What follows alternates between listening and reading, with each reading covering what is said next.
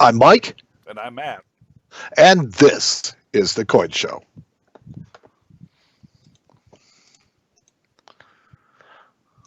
On this episode of The Coin Show, we're going to talk about the newest edition of Pleasure and Profit by our old friend, Bob Shippey. And we're going to talk about the coolest thing to walk into Matt's shop this week. But first, as always, the news. My favorite part. Well, no, it's not your favorite part. It's close, though. You're probably right. It's like my second favorite part. It is. This episode of The Coin Show is brought to you by all of the fine people who financially support The Coin Show, our patrons. You can become a patron and help us to build a better podcast. Just go to www.patreon.com/thecoinshow and sign up at any one of a number of levels designed to fit your budget. We have a monthly membership starting at $1 a month. We have other levels if you want to give more, or you can make a one-time contribution if you just kind of dig what we do. But when you do, you'll get exclusive access to the video of us recording our show, which we make available shortly after we record, and nearly a week before it gets posted to YouTube. But it's about more than just exclusive advance access. Our patrons help us to make improvements to the show, our website, groups, and all the places that we interact. They've helped us to grow the show, and for that, they have our undying gratitude. Thank you to all of our patrons for helping us to produce the best coin show on planet Earth. Well, at least that we can manage. So if you're asking yourself, how do I become a patron? Well, it's easy. Sign up today at www.patreon.com/thecoinshow. Now comes Matt's favorite part. Yeah, I think you're probably right. Yeah. Let's see. Who is our sponsor this week? I don't know. You know these things. I have no idea. Well, I've got a couple of different ones, so I think we'll give it to these guys this week. The news is brought to you by Tweezers, possibly the greatest beauty aid ever. Tweezers. I like that. You know exactly what I mean. Yes. Short and sweet. Yes. I like it. Yeah. Hey, did you receive that? Did you receive the check from the excuses people yet? No. They said it's in the mail. They had some problems. Apparently, They always do. All right, at the Pride of Two Nations 2-coin set was, as expected, a quick sellout. That doesn't surprise me. No, it really shouldn't. I mean, we talked about it last time. I think that both the coins are really visually very stunning. They're really beautiful. It's a different take on the Silver Eagle, and it is a different take on the Maple Leaf. I like how the Maple Leaf incorporated the rings of stars around the around the queen. Oh yeah, that is cool. Yeah, along with the Maple Leafs, and I really like the enhanced treatment that they gave this time to a reverse proof coin. It's like, I don't think that doing it to a proof coin would have been much different than the 2013 one. So that's probably why they went with the enhanced reverse proof. Huh. But it's with all these, the layers keep getting deeper and deeper on these finishes and stuff like that they do. So it's reverse just funny to me. Non-reverse, it's hologram proof. Yeah, it's like uncirculated reverse enhanced uncirculated proof. Yeah. What next? So it's funny because as I do the research for this show, I was looking at one of our buddies, I never want to call them competitors because we really are all pulling on the same rope. Mm-hmm. We're all just trying to help the hobby. But one of our buddies, they posted an article this week for the Advanced Silver Eagle Collector and an explanation of the various proof finishes. And they went through and they explained the different finishes that have been on proof eagles, the regular proof finish, the reverse proof finish. For whatever reason, they covered the enhanced finish, which is it's not a proof coin. It was an uncirculated coin, and oddly, that's where they stopped. Which God, I was like, this article was published like 3 days before they released the new coin. They had images. There was absolutely no reason why they couldn't cover this enhanced proof, finish on it. They could have made the article. I just thought it was It's new. Yes, and like I said, in my eyes, spectacular. I really like these designs. I think this is an innovation that I can live with and that I can dig. Yeah. Yeah. Now, the sets went on sale at noon on July 3rd, and they lasted until the next day when ordering limits were lifted. And at this point, I assume the bulk buyers took up the remaining sets. I mean, it seems to be the pattern with this kind of stuff. But they Right. sold 74,054 sets the first day. The U.S. Mint did. The Canadian Mint sold their 10,000 allotment right away. But I mean, it was 10,000, so you wouldn't really. I don't think I'd expect it to last very long. Wouldn't it be funny if the U.S. Mint put some sort of funny, different finish on the coins they sent up to Canada for their sets? A way of actually telling the see that would make my frustration with our next story a little bit less caustic. I mean, it's okay. So I've always said, as far as long-term value, these sets are difficult to gauge at first because get purchased by bulk retailers, and it used to work its way out eventually. But when the 2017 enhanced uncirculated set got out of hand a couple of years ago, and it was Joe Average that was buying hundreds and hundreds of sets and then dumping them and turning them and flipping them, and it's like all of a sudden they bought something and they figured out, there's no real market for these. Just returned them to the mint, and the mint, it's like, so they got dumped on all these sets, and people were returning them left and right, and the set really still doesn't have any favor to this day. I mean, it's, Right. so. But anyway, so only time will tell what happens with these coins. But some of the buyers of these coins are really making me scratch my head, and this is what I was talking about with the caustic part of it. Wait, didn't you buy one of these? I did buy one of these. I did. No, I love the coins. But here's what's making me scratch my head. So NGC has announced that they're going to do a unique label for the U.S. or Canada Pride of Two Nations sets. Okay. So they're going to give you a red NGC label, a label with a red NGC tag on it if it's from Canada, and a blue NGC tag on it if it's from the U.S. And my thing is what's the difference? There isn't any. There's no difference. So, but this is the thing: is this set came from two separate sources, and they're certifying which source. And although it shouldn't matter at all, the buyers are paying premiums for coins that came from a Canadian set. Well, that's because they're only issued 10,000. But It's all marketing. It's all marketing. It's all marketing. I know, no, absolutely. It's because I made the comment to somebody that even though think about this, when these owners see their coins for the very first time, when they lay their eyes on the coins, they're not even going to be in the packaging. Right. That's what So the sets are selling for a premium. The Canadian sets are selling for a premium. You explain that one, I can't. No. And NGC is labeling them differently. I see a strong correlation between the two, as in this. If NGC wouldn't do this, wouldn't make the separate labels, I don't think there'd be a premium on the Canadian set. Yeah, maybe not. But that is an awesome example of an artificial premium because it's Right. plastic in a cardboard insert. This is the absolute blueprint for buying the label and not the coin. Right. Absolutely. That's what the marketers and the TV guys, and that's what they live for, man. They live for stuff like that, and they're the ones that make it. I understand NGC's motives. I understand where they're coming from. Blame them a bit. Absolutely not. I just don't understand what the parent market is thinking. Well, that particular market, I've said it before, doesn't think a lot. They just want what they want, and they lose a lot. Yeah, well, they don't know that yet. They haven't sold them. No. So. And speaking of scratching my head, Coin Week is reporting that the world's largest gold coin is on display outside of the New York Stock Exchange. Really? Oh my god! Now, Matt, how big can a coin be before it's impractical? Well, this one obviously it looks like a truck tire. The Royal Australian Mint took this idea of how big can a coin be before it's impractical and give it steroids. Oh my gosh! I mean, have you ever heard of a 1-ton kangaroo? Well, because that's what this is. Not yes. until now.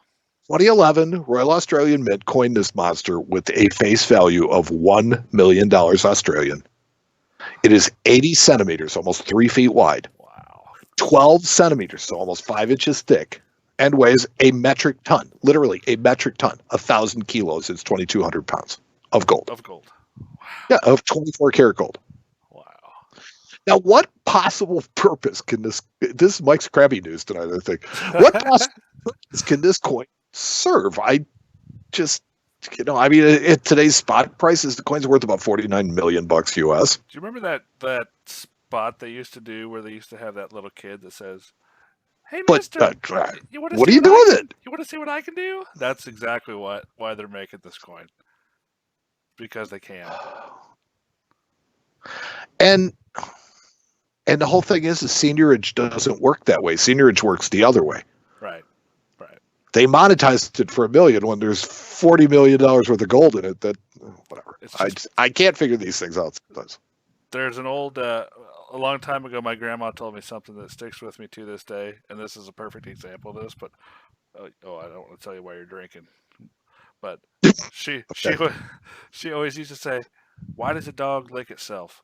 Because it can." Because it can. So it's a perfect example of why does somebody make a 2,200 pound gold coin? Because they can. No, absolutely. Yeah, it's just one of those things where. So if you'd like to see the coin or how they made it, go to coinweek.com and you can search 1 ton kangaroo. And you don't have to spell it even correctly. It's because it's a metric ton, so it's TONNE. It's a big kangaroo. Yeah, it is a 1 ton kangaroo. He's a boxer. So, not to be outdone, in the realm of impractical coins, the Perth Mint has released a domed coin that highlights significant icons from ancient Egypt. Oh, right. Yeah, this is fantastic. The Golden Treasures of Ancient Egypt 2019 2-ounce silver antique coin features a ring of antiqued silver with images of iconic Egyptian treasures surrounding a dome containing gold particles suspended in mineral oil. Whoa. Now, I say practical as this is only a manufactured collectible. It won't stack. It could never serve as money. Oh, look at this thing. It's collectible. It's like a snow globe.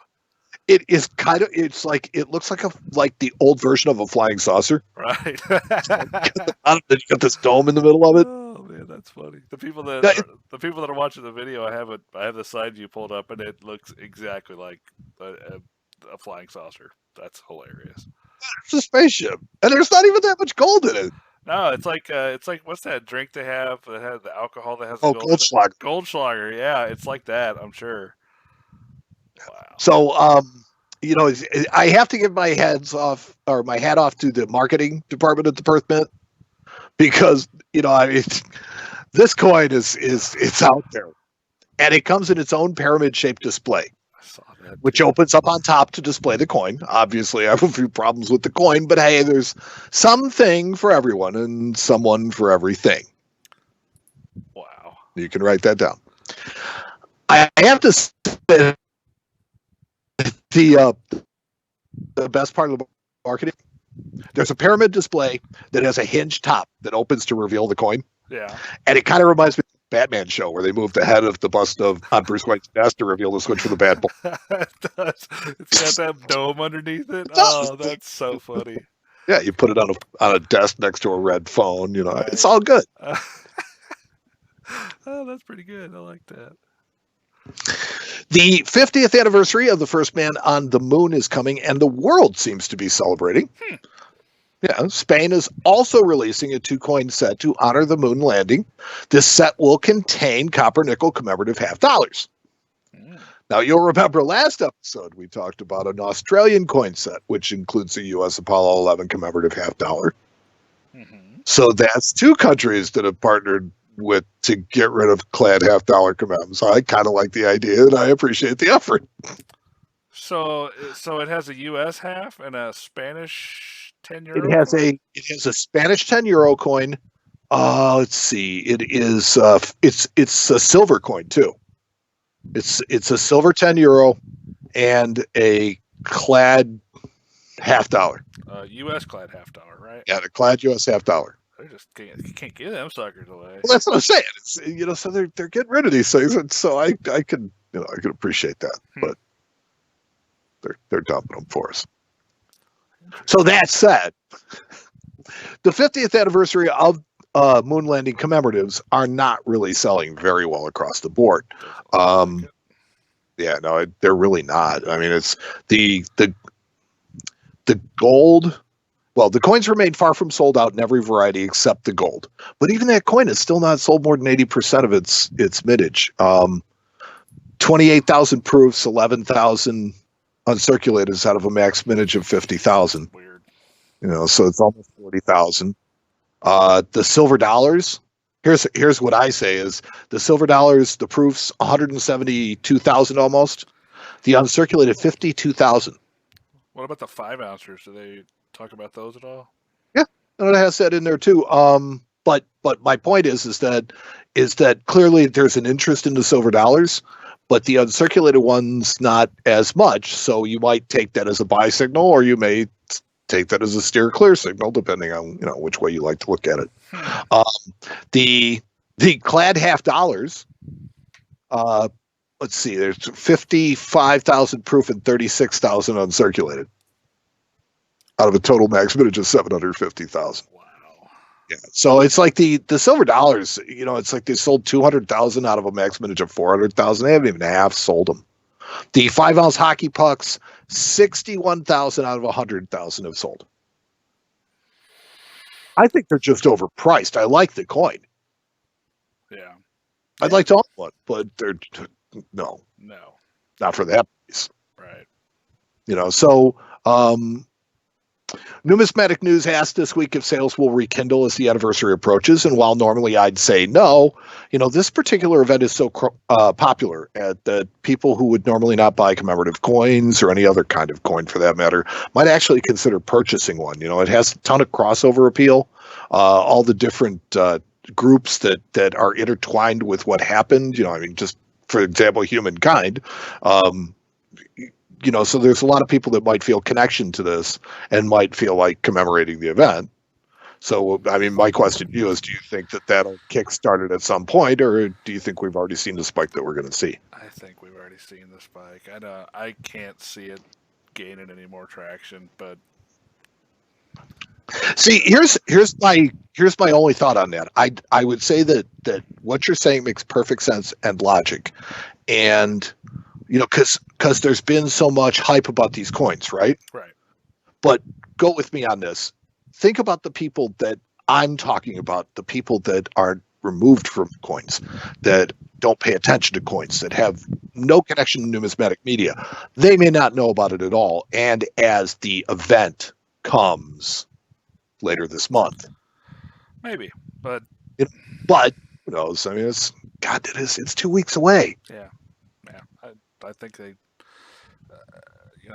maybe if they would have launched them on the date, would have been kind of cool, Or launched them on the date that they launched. That would be, I think, the 18th.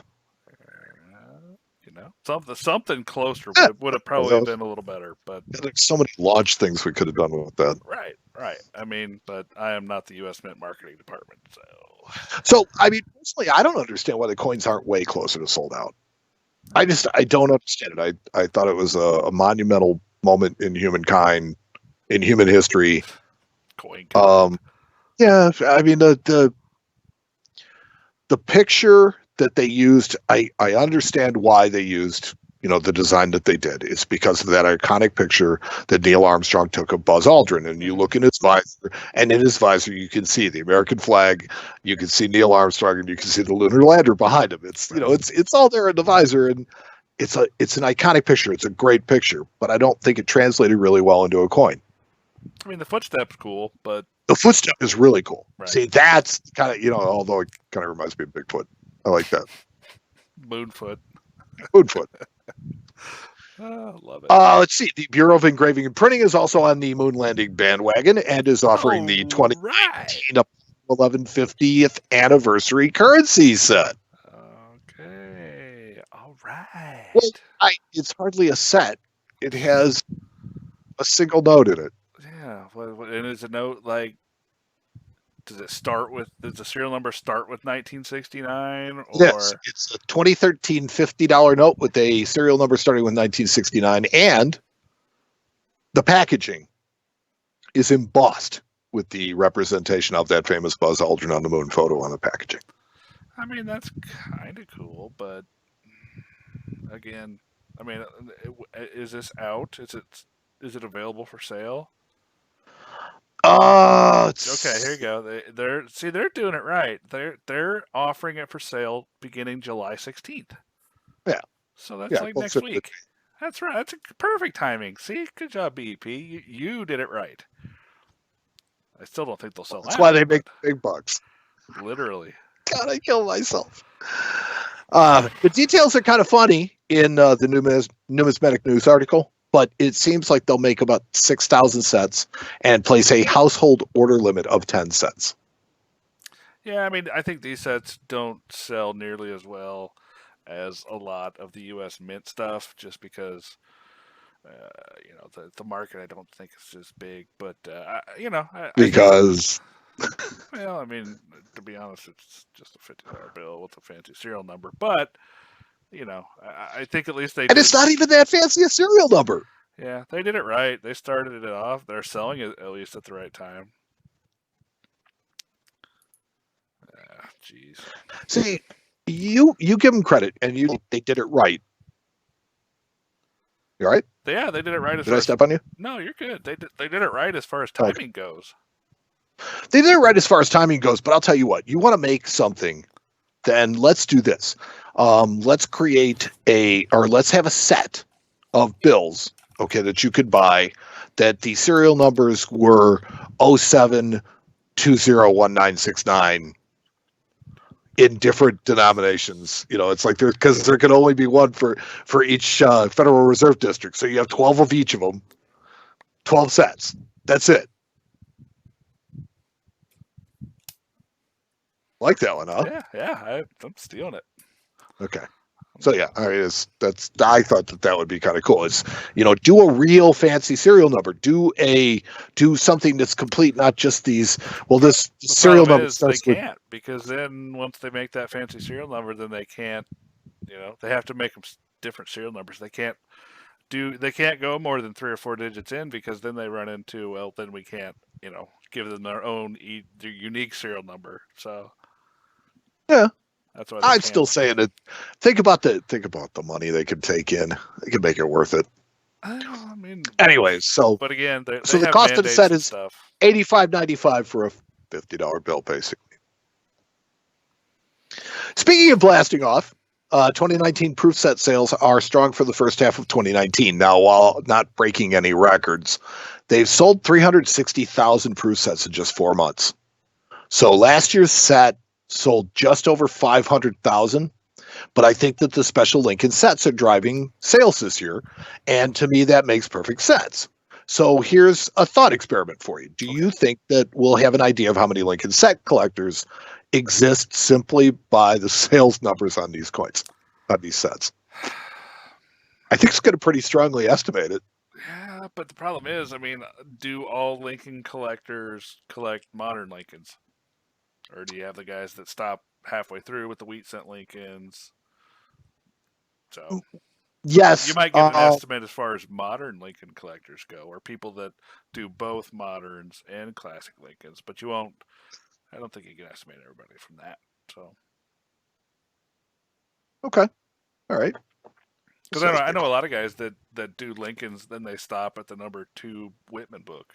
They don't go past it. Well, of course. I mean, because there's nothing in it of any value. Right. But my thought on it was that these coins were spurring sales that they normally wouldn't, and particularly the clad proof set is really not a big investment. So it's like you can pick them up pretty. Kind of flailing around, maybe trying to Oh, I think the real hilarity is going to come when people try and start selling those coins, the W Mint pennies, because it's like, I want one. If I wanted one, I would have bought a mid set or a proof set.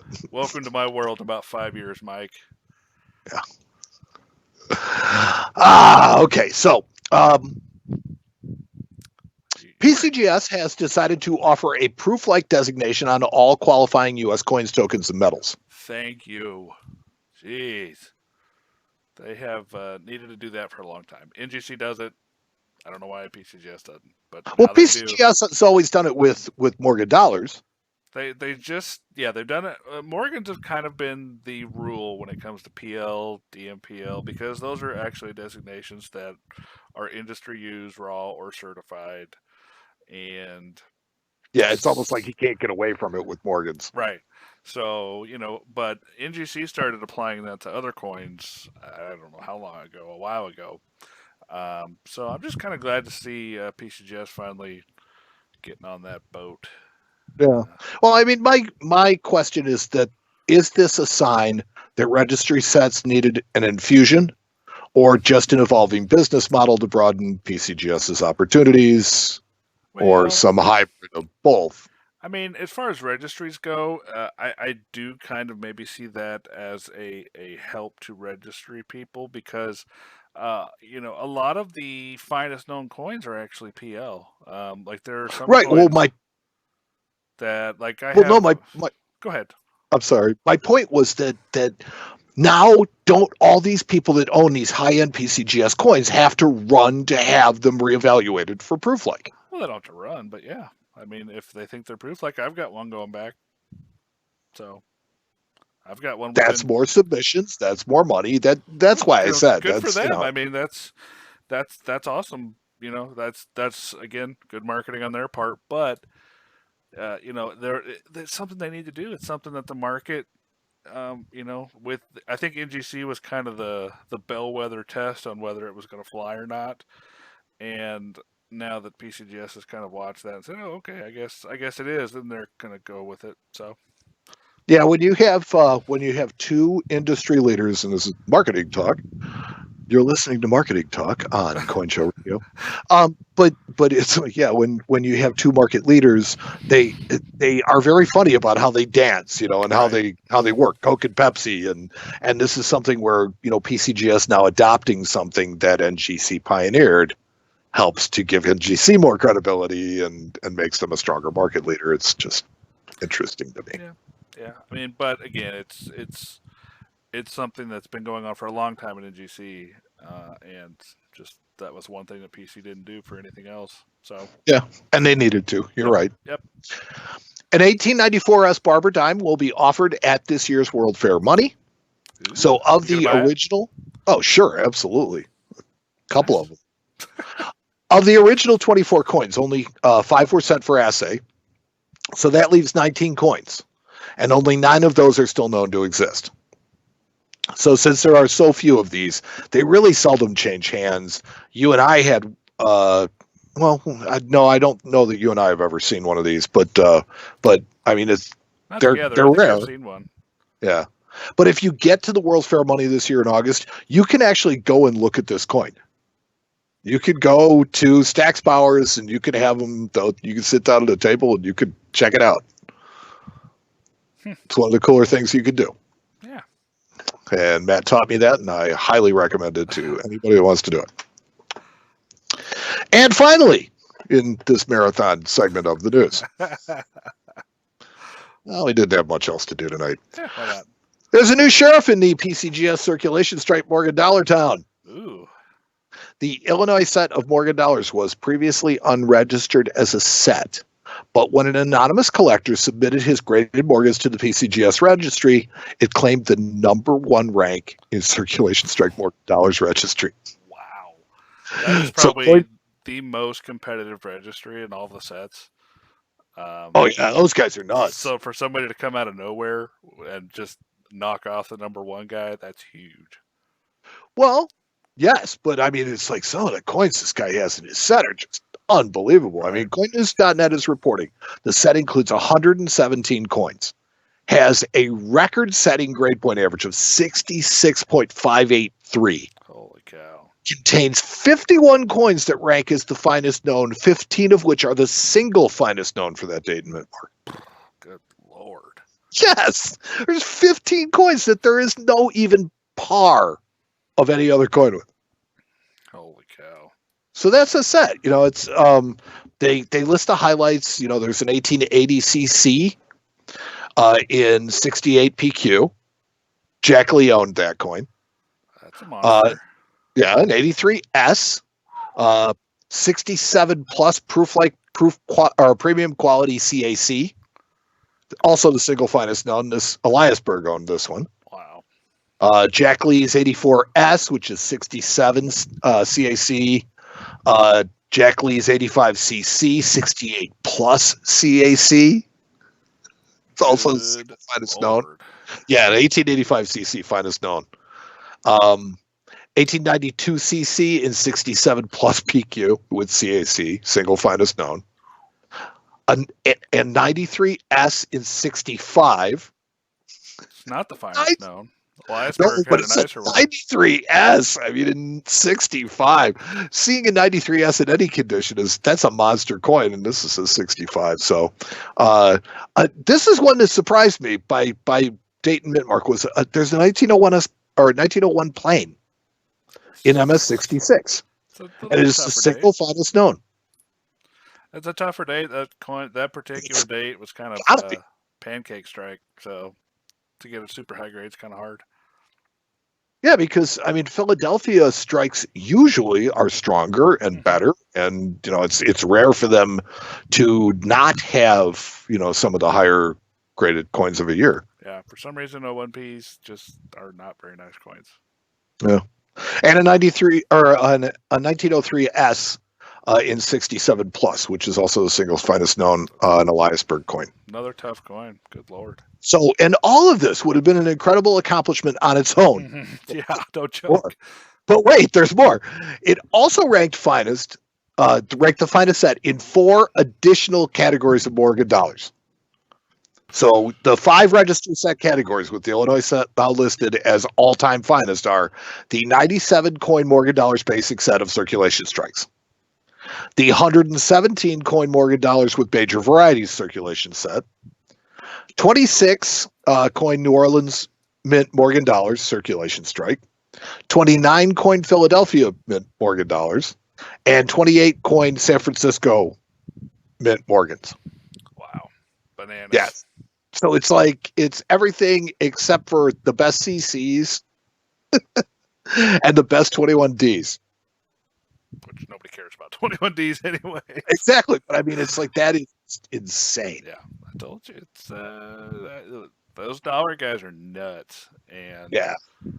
And so that I'm sure they were flabbergasted when that thing got uploaded. Though I bet a lot of the higher registry dollar guys kind of knew that something was going on because all of the really heavy duty coins were going away, and they right, and that's what I think is the people that pay attention to that stuff. Yeah. As I complimented her on last week, Chris Karstead, people like that pay attention to where the big monster things are. Yeah. It seemed like they were all kind of getting pushed to one place, and now here you go with a big bam. There you go, and then in a year or two it'll be for sale. That's how those things work. Yes. Yeah, well, you got to get the street cred and the name for it, and then you put the stuff out there, and it's it's part of a finest known set. It'll be in a heritage auction at some point, probably. Yeah. So that was the news brought to you by Tweezers. Whew, you're right. That was a marathon news session. I've had a few girls that needed a few Tweezers. Yeah, and okay, so one of the things that I did want to talk about tonight was, Whitman had a bunch of books this year that they released new editions of, and we had the author of this particular book on our show. His name is Bob Shippey, and he was a great interview. And to be honest with you, I have to say that in the intervening 4 years since he wrote this book, or 3 years since we interviewed him, I've had a much better chance to absorb what this book is. It's like I get these books, and it's like, and you try and read through them before you interview people. I think one of the things that Beth Deischer actually complimented us on was she says, your reviews, Mike, it seems like you actually read the book. Well, so isn't that how they're supposed to work? Yeah, but not often. Right.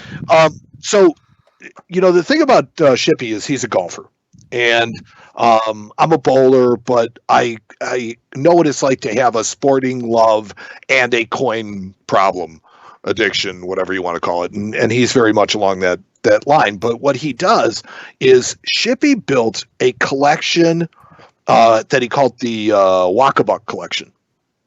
And he built it over time, and he sold it at public auction for $1.5 million. Right? So what he said is this book is about the lessons that he learned in putting together that set and the mistakes that he made. And he looks at each coin that was sold in the collection, what he paid for it, what he actually sold it for, and what's happened now in the update in the intervening time in between. Oh, I bet that's interesting. What's happened? And it is. When we talked to him, how long ago was it? 4 or 5 years ago? I think it was 4 years ago because this is the second edition. But market's really done some strange things in the last 4 years. So yes, and it is the Wakabuck collection was a type set. So there's basically something about all different kinds of type in here, and that's why I think this book has some really broad appeal to it. The fact that you can read something about large cents, 3-cent pieces, Jefferson nickels, Buffalo nickels. I found that there is a coin that him and I share. I have a coin that's actually not from his set, but was in his set. Right. He had in his typeset a Proof Franklin 1962-68 deep cam. Hey, there you go. NGC. So he had a PCGS, but so that's a common coin that we share, and so I was particularly interested in this, and so it's like the financials on it were he originally paid $633 for it. When the Wakabuck collection sold, he sold it for $345. He lost 45% on it in a year, 1.9 years. Ouch. Yeah. So, he goes through it. He gives these lessons along with him. So it's like lesson 90. In lesson 74, I wrote about the price volatility of modern proof coins.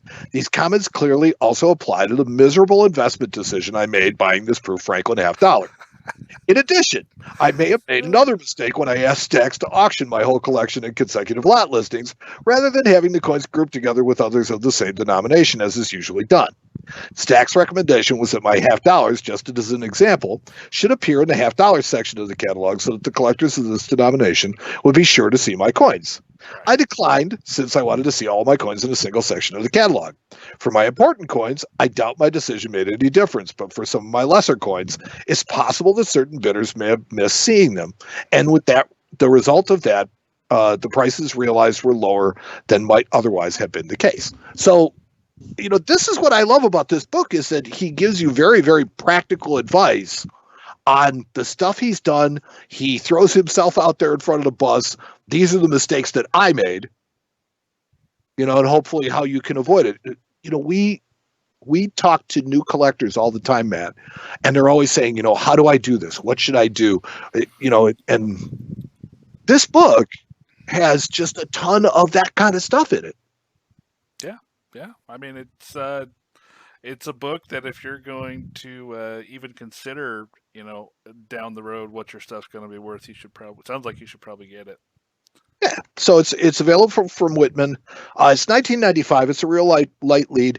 It says 100 lessons for building, collecting, and selling a collection of rare coins. I will tell you, he undersold it. There's, I think, 130 lessons in the book. Maybe he does that to see if the book reviewers are paying attention. I don't know. It was 138 lessons. So yeah, I mean, he talks about things like typeset collectors who opt for a common date with motto double eagle should recognize that the market price of gold will have a great deal to do with the price they pay and the return they achieve when the coin is sold. These coins move up and down in price in close relation to changes in the price of gold. Less known is the fact that the numismatic premium also expands and contracts over time. The reasons for this are not always clear, but demand in the market certainly plays a role. Experienced dealers and traders try to buy common gold coins when the numismatic premium is low and then benefit, if all works out as planned, from both an increase in the price of gold and a widening of the numismatic premium. Yep. To me, this is not coin collecting, but it's important to be aware of this feature of the gold coin market. It's really good advice. There are some really spectacular coins in this. He had an MS-67 seated dime. Cool.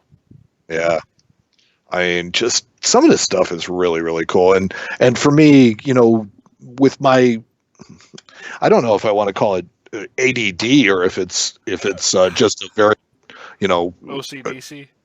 Well, I mean, the thing is I don't know if I'm interested in all kinds of different things because I have just a broad curiosity, or if it's because I have ADD and I can't pay attention to anything for long enough. So Yeah. I don't know. And if somebody wanted this book, where would they get it? Whitman.com, as a matter of fact. Nice. Yeah. Nice. Yeah. You go to Whitman.com where you can get the new second edition. So it's now in stores. Title of the book again? Pleasure and Profit, 100 Lessons for Building and Selling a Collection of Rare Coins. Bob Shippey, a friend of the Coin Show. Cool. Yeah. Good guy, too. Yeah, I remember that. That was fun. Yeah, he was. He was a lot of fun. Very echoey, but he was a lot of fun. Cave. Yeah. So, Matt. Sir. Leaves us one thing. What's that? My favorite part of the show. Oh, now. Well, it's I bought something pretty cool this week. It's a really weird little token, and it's kind of a historical token, which is kind of cool. On the well, I don't know which side is the front, I guess, but on the on one side of it, at the top, it reads transfer ticket, and then below that is a picture of a like a wagon or a coach. And then on the other side, it says 8th Avenue Lines, and then Fitch, and there's something scratched out underneath it, and then it says and Co. Now, this token has a really cool story. Have you ever heard of an omnibus, Mike? Well, I mean, in terms of government, an omnibus is something that includes everything. Well, that is a term for it, but not the term that I'm looking for.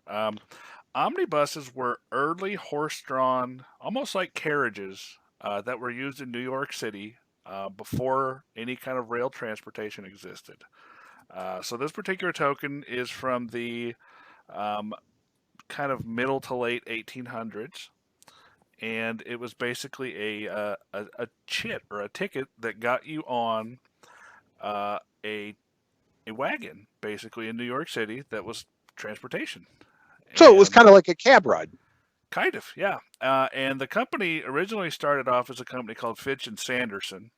This is one of the several companies that popped up that were operating these wagons throughout New York City. And at some point, Mr. and Mrs. Fitch and Mr. and Mrs. Sanderson kind of had a falling out because on my particular token, the name Sanderson is scratched out. So it looks like the company may have, they may have split or gone their different ways, and instead of actually, creating new tokens at cost, they just decided to, Well, we've got these, we could just scratch his name out. They actually did a pretty good job. Yes. Sanderson said that Fitch would never amount to anything, and then Fitch went into business with a guy named Abercrombie and made a whole business. Wouldn't that be hilarious? But no, so this is just a really, really early kind of like transportation token. And it's just neat because we all, when you think of New York, you think of cabs, you think of subways, you think of all this public transportation, and this piece is just one of the earliest examples of public transportation that was available in New York City back in the 1800s. Now, what material is it struck from? It's actually pewter. Okay, because I wouldn't think that it'd be silver. No, it's pewter, and it's actually about the size of a large cent. It's a little bit bigger than what you're used to seeing when it comes to transportation tokens. Okay. Because a lot of the transportation tokens you see from the 30s, 40s, 50s, they're quarter size or less. Some of them are even smaller than a dime. Yeah, actually, a lot of them are really small. Right. I love transportation tokens. But this is a really early one, and the wagon's cool. It's got 4 windows, and it's kind of ornate. It's a neat piece. So, and other than the scratches, the condition's good? I mean, it's kind of an average circulated mid-grade coin. It's not uncirculated or anything, and it saw some use, but it's a pretty neat looking little coin. And then, in your opinion, this one is more just cool factor It's than just cool. It's value. not worth a ton. I mean, I think value is like $125, something like that. That actually surprised me. It's worth that much. Well, it's really early, Right. and I could not actually find another one for sale or that has ever been sold. So Wow. yeah. Okay, maybe worth a few more than that. Yeah, well, maybe, but You have that tendency.